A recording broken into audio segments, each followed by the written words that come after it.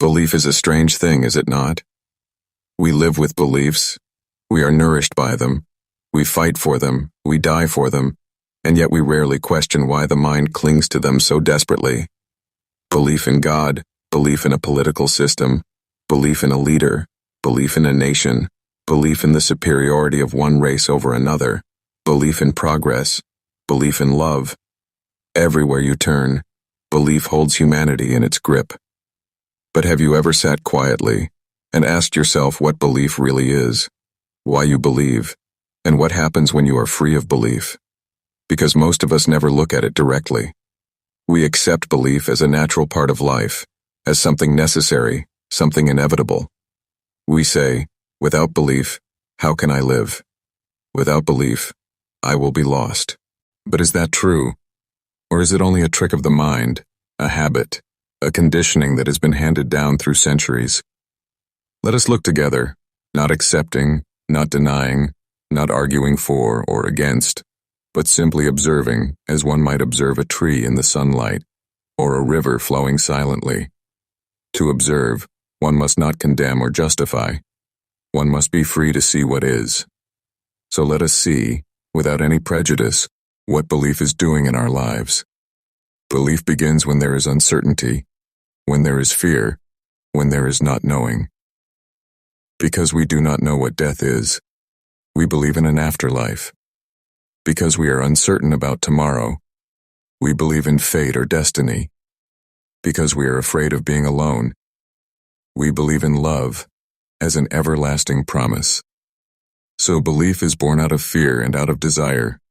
You may see this in yourself if you watch closely. When you are afraid of losing your job, you begin to believe that God will provide. When you are lonely, you believe in the presence of some higher power that is always with you. When you suffer, you believe there must be meaning behind it, some plan, some cosmic justice.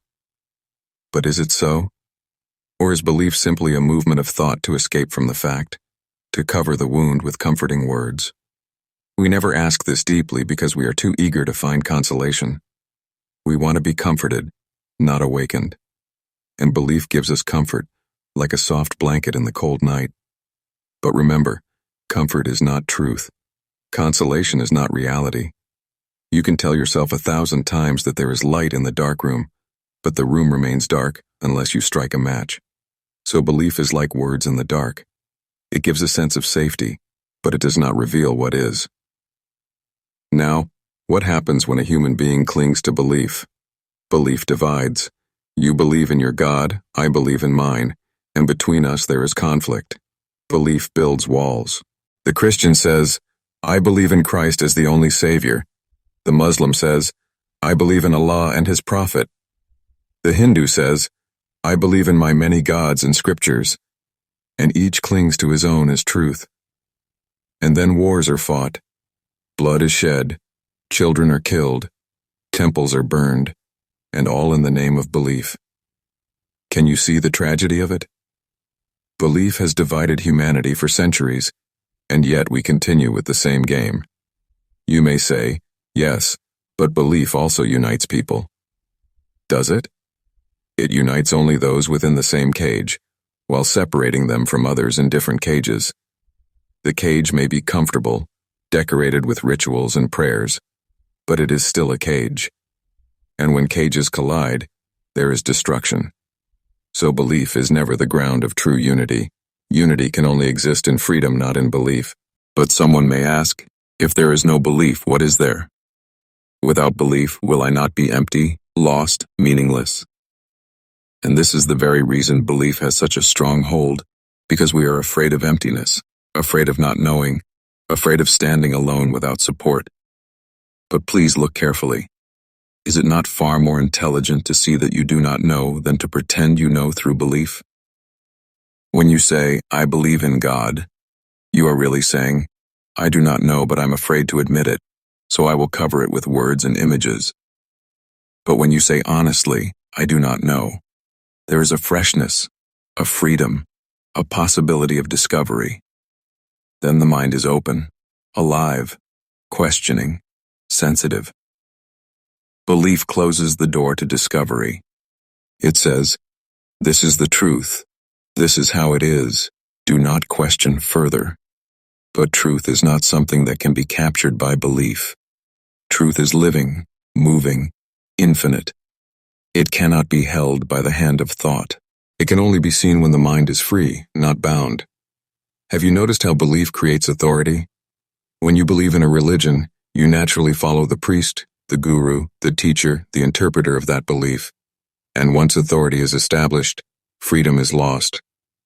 Authority tells you what to do, what to think, how to pray, how to live, and you obey because you are afraid to be without guidance. But the moment you obey, truth is no longer in your heart. It is reduced to words and rituals. Authority and belief go together like shadow and body.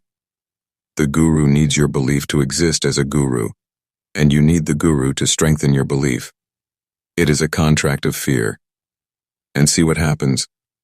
Corruption, exploitation, blind following, spiritual slavery. Is this religion? Is this truth? Surely not. Religion must be the flowering of freedom, the seeing of what is, the ending of illusion. But belief turns religion into organized propaganda, into temples of commerce, into divisions of caste and creed. Belief also strengthens the self. When you believe, it is your belief, and it becomes part of your identity. You say, I am a Hindu, I am a Christian, I am a Muslim, and with those words, the ego finds nourishment. The self feels secure because it has a label, a belonging. But have you seen how dangerous this is? The self, which is already a bundle of memories, desires, and fears, is now wrapped in the flag of belief, and it becomes even more violent in protecting itself.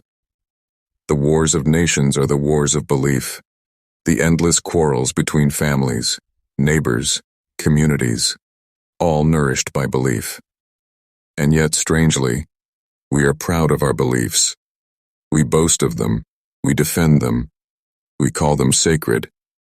But can anything be sacred which divides, which blinds, which kills? The sacred must be beyond belief, beyond thought, beyond division.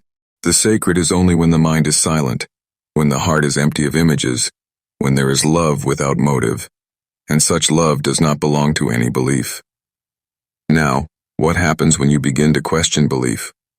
Fear rises. The mind says, what will happen to me without belief? Will I not become immoral, careless, wicked? But this is again the trick of thought.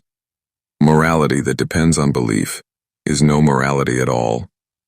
If you are kind only because you believe God commands it, then kindness is only obedience, not love. If you are honest only because you believe honesty will lead to heaven, then honesty is calculation, not truth. True morality, true goodness, is not born of belief. It flowers naturally when there is awareness, when there is understanding of suffering. A man who sees directly the pain caused by violence does not need belief to tell him not to be violent. He sees, and therefore he ends violence. But the believer may preach non-violence while his heart is full of division and anger. So you see, belief corrupts morality. It makes it shallow. It makes it dependent. So can we live without belief? This is the real question, perhaps the only question. Can you live in this world, with all its uncertainties, with all its dangers, with all its unknowns, without clinging to belief? To live without belief is to live in truth. It is to say, I do not know, and remain with that not knowing. And when you remain with not knowing, without escaping, without running away, then out of that very silence, something extraordinary happens. There is perception, there is direct seeing. Then you do not need belief, because you see for yourself. When you see a snake on the path, you do not need belief to tell you it is dangerous. You see and act. Similarly, when the mind is free of belief, it can see directly the beauty of a tree, the vastness of the sky, the mystery of life, the sorrow of mankind. And in that seeing there is action, there is compassion, there is intelligence.